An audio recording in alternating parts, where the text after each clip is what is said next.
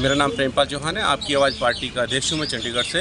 और आज हम हाउसिंग बोर्ड में सीईओ साहब को मिलने के लिए आए थे, क्योंकि चंडीगढ़ में जो मेन मुद्दा है आज वो हाउसिंग बोर्ड से रिलेटेड है।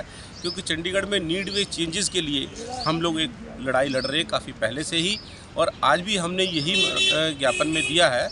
हमने गवर्नर साहब को भी मेल के माध्यम से ज्ञापन दिया है, उनको ये अपील की है कि चंडीगढ़ के जो लोग हैं EWS मकानों में और चंडीगढ़ के जो हाउसिंग बोर्ड के दिए मकानों में जो रहने वाले लोग हैं उनकी नीड वे चेंजेस की जो 2010 में प्रस्ताव पारित हो गया था कि 2010 में कि आप 3 मंजिल तक इनको बना सकते हैं, और अब प्रशासन ये कह रहा है कुछ लोगों को नोटिस भेजने के बाद कि आप इसको सिंगल मंजिल रखेंगे, बाकी मंजिलें तोड़नी पड़ेंगी आपको।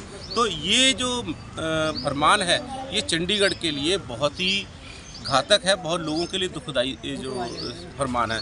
हम इसकी घोर निंदा करते हैं, और आज हम एक और विशेष तौर पे यहाँ पे मिलने के लिए आए हैं कि चंडीगढ़ से ही हाउसिंग बोर्ड से रिटायर्ड गुरजीत सिंह सोढ़ी ने आज हमारे साथ पार्टी में शामिल हुए हैं, और इन्होंने अपनी पीड़ा हमें बताई।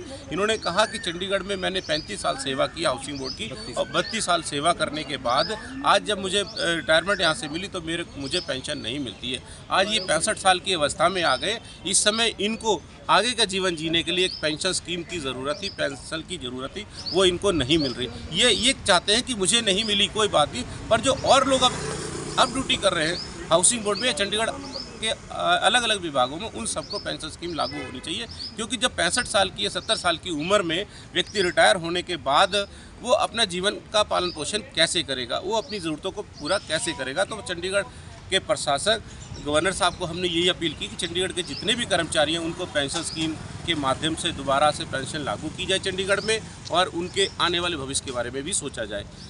आपकी आवाज़ पार्टी इस बार 2024 में इलेक्शन लड़ेगी, और चंडीगढ़ की जनता की डिमांड से ही हम लोग मैदान में उतरे हैं इस समय, क्योंकि चंडीगढ़ की जनता अपने आप को असहाय महसूस कर रही थी। उनका कहना है चंडीगढ़ की जनता का कि 15 साल कांग्रेस पार्टी ने राज किया और 10 साल बीजेपी ने राज किया।